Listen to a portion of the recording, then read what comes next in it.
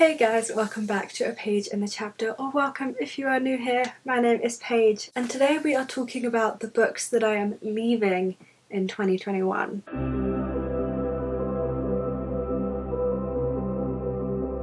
So I did the same video idea last December, and it was essentially just me discussing books that I'd read last year that I had no interest in kind of taking forward with me. I didn't want to reread them, and it wasn't necessarily books that I didn't like. Like, this isn't like my worst books of the year or anything like that. It's just books that didn't quite hit the threshold to be like favourite rereads, or maybe I didn't like them but they weren't the worst, or maybe I loved them but there was just something about it where I'm like, never again. This is just a discussion of that, because in the best and the worst, sometimes a lot of, like, you have to leave a lot of books out of those best and worst videos, and I just thought that this was a nice way to kind of bridge the gap. This will be a two-part video. I am doing books that I am leaving in 2021, and I am doing books that I wish I read in 2021. This is the first of that part, and you will get the second part next week. If you like the sound of this video and you want to stick around and see more, do feel free to hit that big red subscribe button down below and stay tuned for future content. I upload twice a week on a Wednesday and a Friday, so there is no shortage of bookish content here for you to enjoy. Plus, it is the festive season, and we are getting festive, and we are getting into the end of the year craziness where you start seeing everyone kind of posting the same videos, which you may think would be boring, but like, as someone who creates content, it's the most fun time of year. And I think I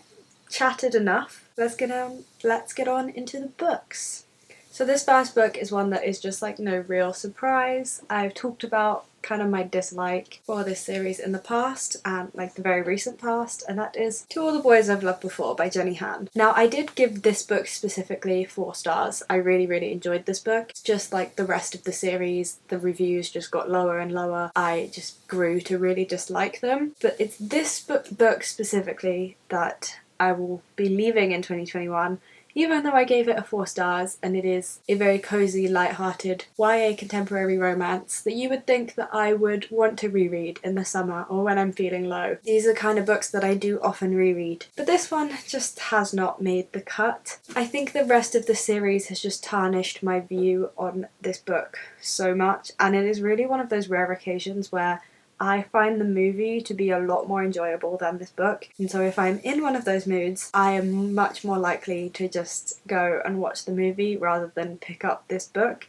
It'll be faster to just watch the movie and I will have a better time doing it. So if you are somehow unaware what this is about, this is about our main character, Lara Jean, and she, throughout her life, anytime she's had a crush on a boy, has written him a love letter. And she's never sent these letters. They are just for her to try and get over these boys. Except one day these letters get sent out and it takes her on this whole fake dating journey. It is a very fun. I love fake dating as a trope. I think it's my favourite romance trope. And this is a fun book. I gave it 4 stars. There was nothing inherently wrong with it. My opinion of this book has still been tarnished by the rest of them. And as I said, I would just prefer to watch the movie. So this is the first book that I am leaving in 2021 and will not be taking forward. In line with YA contemporary romance, the next book, which I now for some reason cannot find on my shelves, that I will be leaving in 2021 is Second Chance Summer by Morgan Matson. And again, this is another quite controversial one. I believe I gave this a 4 or 5 stars. If I didn't give it a 5 stars, then it was shafted a little bit, because I absolutely loved this book, but in a different way to the way that I love Morgan Matson's other books, and that's why it's on this list. So this book follows our main character, and she is known for running away from her problems. She's always been a runner, and when she was a kid, she caused all kinds of drama and really hurt people closest to her in her life, and then she ran away. And it is about, due to family circumstances, her and her family have decided that for the first time since that occasion, they're going to go back to the lake house and they're going to spend a summer together as a family once again, and they're going to reconnect as a family. And it means that our main character has to confront all of the things that she ran away from as a child. I'm not here to really review this book, but it's just something that's kind of sticking out, and I want to say right now, I don't love the fact that the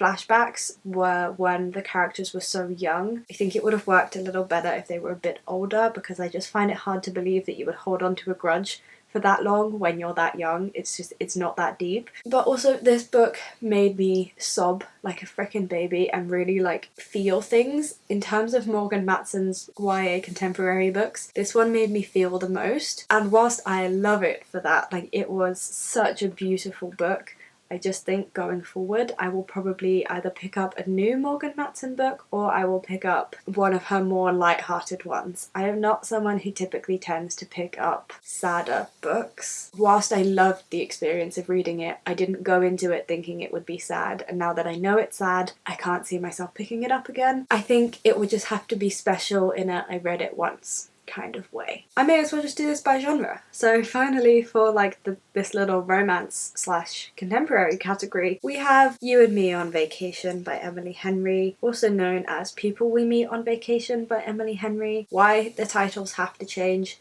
I do not know. This is a more predictable one to be on this list. I gave this book 3 stars, I think. Looking back, I would probably give it lower. To me, it's kinda sucked. So this follows our main characters, Poppy and Alix, and they have been best friends since college, and they always take trips together and go on trips. But one of their trips, a couple years prior to the main setting of this story, everything went wrong and Poppy and Alix no longer talk to each other, and this follows Poppy going through a bit of a life crisis, a work crisis, what the hell am I doing with my life kind of crisis, and convincing Alix to go on one last trip with her. This is a friends to lovers contemporary romance, and I thought that it sucked. Friends to romance just doesn't really work for me. I found the story to be very predictable. Like, you as a watcher of my video have probably already worked out what the thing that occurred to make them fall out was. Like, it was so predictable. This book is told in a series of flashbacks and present day. I didn't enjoy the flashbacks at all. I found them to be really, really boring. I will say that for a friends to lovers, the present day did manage to have some tension, but it only managed to have tension because you spent so much time then flitting back to the past. If the whole book had been set in the present day, then friends to lovers, it just would have been really boring and there would have been no tension at all, which is, I think, more a flaw of the trope. I just personally found this book very, very meh, and in a genre that is absolutely blowing up at the moment, especially with the rise of BookTok. And romance used to be a genre that was very much looked down on, and it's going in the complete opposite direction right now. And so with the fact that romance books are so hyped and being published so often and are just getting better and better, why would I pick up a book that's meh when there are so many more better options out there? This one is staying in 2021. The next book that I want to talk about may be a bit of a controversial one, and I may get some angry messages about this one, but that is Ace of Spades, and I believe I gave this book 4 or 5 stars. Again, I thought it was an absolutely fantastic book. This is very much like a thrilling version of Gossip Girl. It follows our 2 main characters, and they go to this very, very elite school, and in their senior year, a character called Aces, and you do not know who this person is, starts revealing really, really serious life-changing and life-threatening information about them anonymously on the internet that's kind of tearing apart their lives. This is a really, really gripping and compelling YA thriller. Really, really gets to the heart of some really serious issues, and I was really excited to see a YA book start tackling some of these issues. I think it's a really good direction for this age bracket to go. Long story short, this book is just so fantastic. But I don't like thrillers. I don't like being scared. I don't like feeling on edge. I don't like reading darker books. They set off my anxiety. This book also really did set off my anxiety as well. I like to read cozy little romances or cozy little fantasies. I don't particularly want to be in my own world unless it's for a fluffy romance. I'm so happy that I read this. I'm so happy I got out of my comfort zone. This book is 110% worthy of the hype that it gets. It's just not one that I ever want to go into again. I don't think I will be reading this author's other work. I believe that there is one being published soon. I won't be picking that up because I know she can write thrillers really, really well. because she wrote this one really, really well. She wrote it too well, and now it's just not for me because it's so well. But if you like thrillers, then you're obviously gonna like this. I hope you can understand where I'm coming from with this book, and that I loved it. I just can't do it to myself again. And so the penultimate book I would like to discuss with you is Ariadne by Jennifer Saint. I was so excited for this book. It is absolutely stunning. It was marketed so well. Any single foils or Waterstones or any store that you walked into when this book was released proudly displayed it, and why would you not with how stunning it is.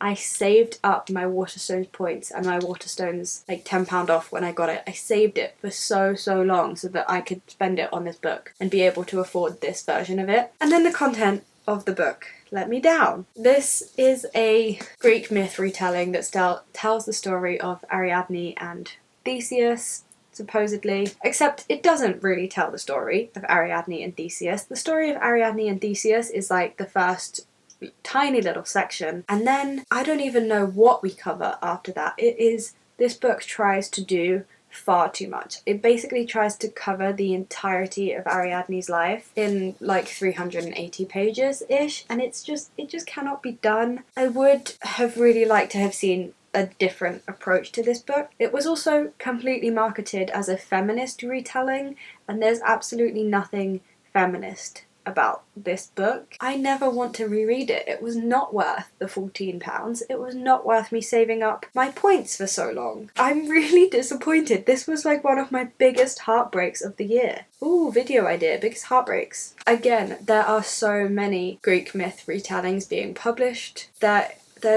it's becoming a really popular area. There's so many options coming out, and this wasn't it for me. If you want a feminist retelling of a Greek myth, then read The Silence of the Girls by Pat Barker, because you're going to have a much better time with it than this. And that one is also a different version of events for the Song of Achilles. So that one is just better. This one, never ever again. If you haven't bought it yet, save your money and just don't put yourself through the disappointment that I experienced. And then finally, we have The Once and Future Witches by Alix E Harrow. I gave this a 4 stars, and I really regret doing that because this deserved a 5 stars. I cannot stop thinking about this book. It was insane. It is definitely like up there with like my Taylor Jenkins Reid like level of storytelling. It deserved 5 stars. I don't know what the hell I was thinking not giving this 5 stars. I was clearly having some kind of brain aneurysm that day. This is such a hard story to try and explain. It follows our main characters, who are 3 sisters, and they have been estranged from each other. The ways of magic are going to bring them together again, and there is an old Salem and a new Salem, and magic was a thing in the old Salem, and then all the witches were burned and Salem was burnt down, and then in New Salem magic isn't a thing and women have no rights. And then with the rise of suffrage, there's also an increase in magic and women finding political power as well as real power, and it's all very, very closely connected with history. It is a type of fantasy book that I enjoy immensely because it is so rooted in not just history, but socio-political history, which is just even better. And I adored this book. As I said, I wish I had given it 5 stars. I truly adored it. And I think maybe I could reread this one. Because now that I'm talking about how much I love it, I do want to reread it. But it was so long and so complicated. I genuinely don't know how Alix E Harrow wrote this book, because it just felt like it was so all over the place, and then it came together in the most beautiful, satisfying way. But if I had to write this, I would have gotten so lost in all of the different turns that she took. This book is over 500 pages long, and it's a standalone, and it covers so many different years, and it does so much. And whilst it does all of those things so well, I don't know if I want to go through all of that learning and world building and getting used to the characters, and so many twists and turns. And yeah, there's just so many facets to this story. Like, you think like one storyline wraps up and you're like, oh, I'm only halfway through the book, how is this wrapped up? And then you remember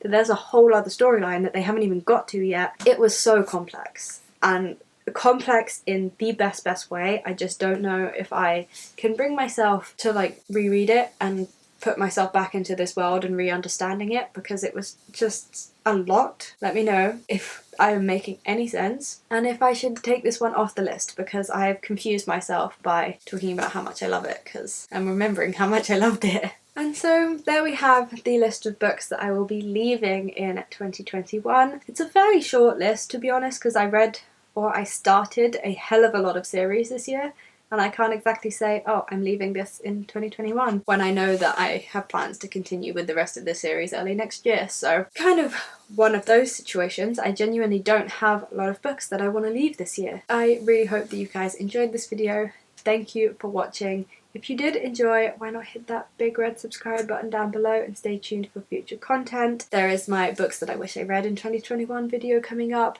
There's my best of list, my worst of list, my goals for next year list. There's a lot of lists coming soon. Subscribe if you want to stay tuned for that and see what books I loved and what books I hated. If you enjoyed this video, then you'll probably enjoy those, so you should probably subscribe. Also, do feel free to check me out on Instagram and Twitter at Page and Chapter, where you can get more up-to-date behind-the-scenes looks at what I am reading and see pictures of my dogs all the time. Why would you not want to do that? I hope that you guys are having a fantastic week and you are enjoying everything that you are reading, and I will see you next week for my next video.